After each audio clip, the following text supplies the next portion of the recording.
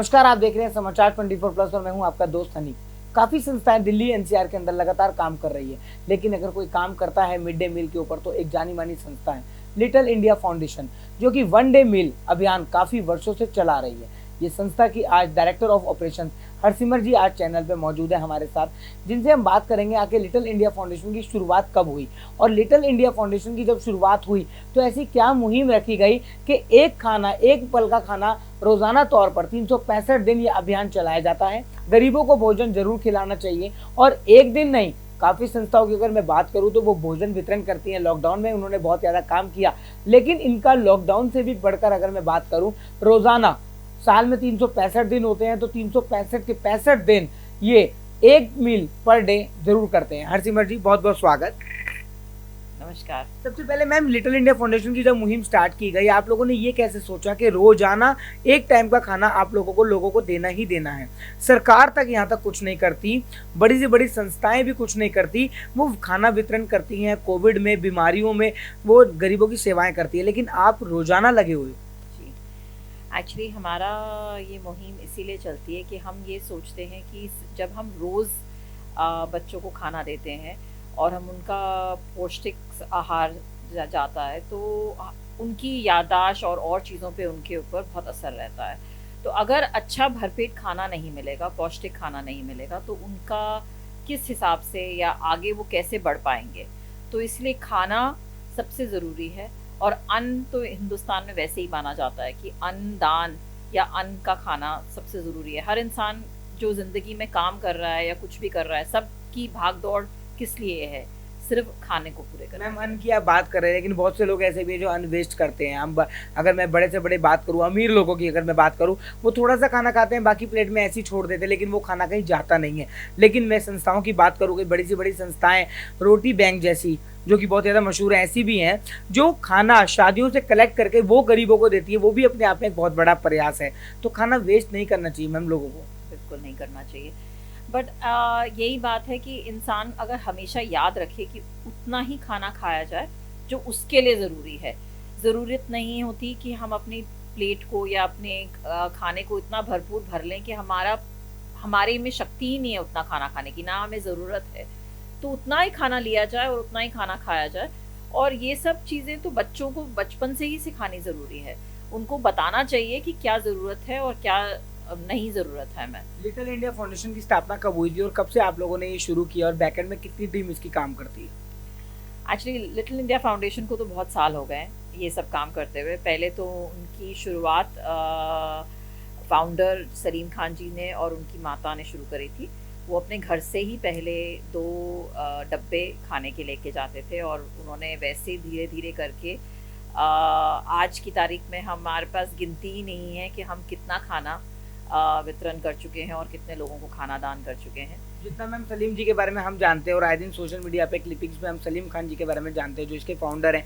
लगातार मैम मेहनत करना, डाउन टू अर्थ इंसान है और लगातार गर्मी के अंदर मेहनत करना, वो गर्मी सर्दी कुछ नहीं देखते, लगातार खुद लगे रहते हैं, स्टाफ के साथ भी खुद लगे रहते हैं। मैम, उनके लिए क्या कहेंगे जिन्होंने इस फाउंडेशन की नींव रखी थी और आज आप और वो साथ में मिलकर इसको इतना बड़ा फाउंडेशन बना डाला है? मेरे पास तो कोई लफ्ज़ ही नहीं है उनके बारे में बोलने के लिए, क्योंकि एक्चुअली उन्हीं का ये शुरुआत किया हुआ उनकी माता जी के साथ है। और जब मैंने उनको पहली बार ये काम करते देखा था तभी मुझे एक अपने अंदर एक ये महसूस हुआ कि हाँ, अगर इंसान कुछ कर सकता है तो वो है हमारे सरदारों में भी लंगर और खाना बहुत मायने माना जाता है। और बचपन में भी हमने बहुत सारी लंगर सेवाएं खुद अपने हाथ से करी हुई है। बचपन में मेरी माता ने भी ये मुझे सिखाया था। और जब मैंने उनको ये काम करते हुए देखा तो मेरे अंदर भी ये ज़रूर जागृत हुआ कि हाँ, इससे बड़ी चीज़ कोई है नहीं कि इंसान किसी भूखे को खाना खिलाते और वो भी सपोर्ट कहाँ से मिलता है मैम लिटिल इंडिया फाउंडेशन को? जितनी भी टीम है बैकएंड की और सलीम जी और आपको, किस तरीके का सपोर्ट आप लोगों को मिलता रहता है? डोनेशंस आती हैं कैसे? क्योंकि रोजाना मील चलाना बहुत बड़ी बात है, तो कई लोगों के मन में जो चैनल उस वक्त देख रहे हैं सवाल उठता होगा कि ये दोनों करते कैसे हैं? एक्चुअली मैं तो इनको ये कहूँगी कि ये उस ऊपर वाले कुदरत की देन है। हमारे पास सिर्फ ऐसे दोस्त हमारी अपनी खुद की परिवार हैं जो हमें आज तक इसका सहयोग कर रहे हैं। ना हमारे पास कोई सरकार का कोई योग है, ना हमारे पास कोई कंपनी का कोई साधन है जिन्होंने हमें कभी फंडिंग करी है। लेकिन ये सिर्फ बेसिकली हमारे सिर्फ दोस्त, हमारे परिवार हैं जो एक्चुअली हमारे परिवार के साथ और बढ़ते रहते हैं। तो हम इनको लिटिल इंडिया फाउंडेशन का परिवार मानते हैं, जो कि सब जुड़ते जा रहे हैं हमारे साथ। हमारा काम खुद देखते हैं कि हम खुद इस धूप में या सर्दी में या जो भी जैसा भी मौसम हो, हम खुद अपने हाथ से काम करते हैं। और इस वजह से ही बहुत लोग हमारे साथ जुड़ते जाते हैं। और कहीं ना कहीं से जब भी हम सोचते हैं कि कल का खाना कहाँ से आएगा, हमें भी नहीं पता कि बहुत कौन अच्छी बात है मैम। महिला सुरक्षा पे अगर मैं बात करूंगा, महिलाओं के साथ दिन पर दिन अत्याचार होते रहे हैं और आप खुद एक महिला हैं।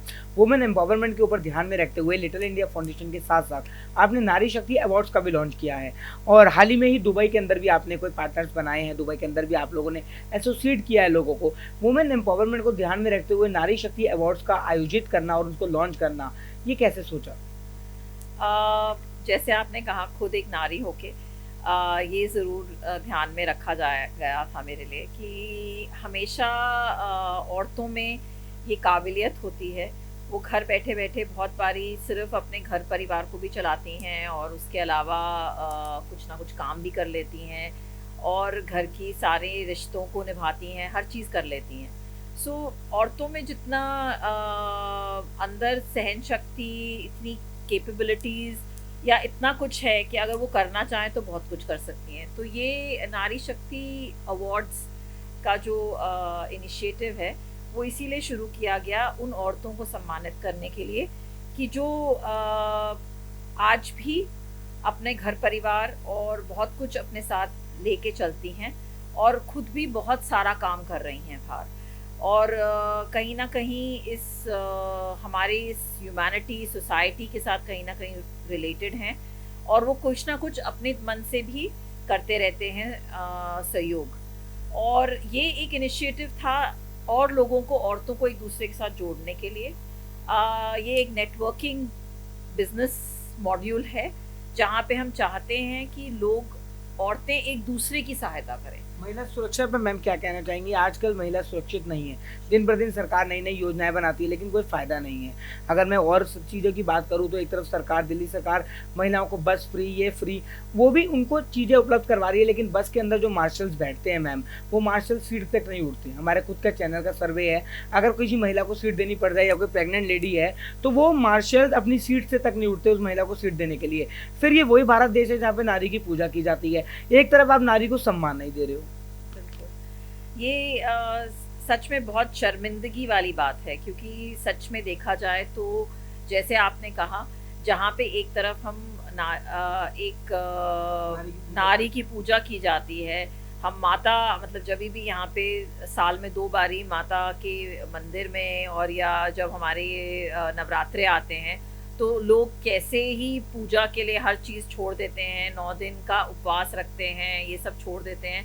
और एक तरफ यही है वही लोग जो फिर बाद में उनका सम्मान नहीं रखते। तो बहुत बहुत देख के बहुत दुख मिलता है कि क्यों ऐसे लोग हैं, या क्यों हमारी सोसाइटी में इस चीज़ को अभी भी एक मान्यता नहीं। इंडिया फाउंडेशन की आगे की मुहिम क्या है, प्रोजेक्ट्स क्या क्या हैं? आपने पूरे दिल्ली एनसीआर तो कवर कर ही लिया, लेकिन और कई जगह आप क्या क्या ऐसा करने वाले हैं, सोचने वाले हैं? जैसे कई जगह आपके द्वारा सिलाई सेंटर चलाए जा रहे हैं लिटिल इंडिया फाउंडेशन के नेतृत्व में, जहाँ पे लोग सिलाई सीखते हैं, महिलाओं को रोजगार मिलता है। वुमेन एम्पावरमेंट के ऊपर लिटिल इंडिया फाउंडेशन काफ़ी ज़्यादा काम कर रहा है। आगे और आपने क्या क्या सोचा हुआ है?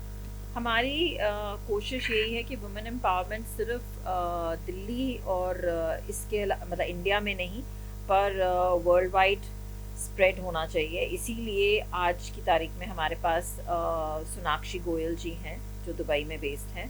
हमने उनको भी अपने साथ नारी शक्ति टीम में जोड़ा है, तो वो दुबई में भी काम करेंगी नारी शक्ति के एम्पावरमेंट के लिए।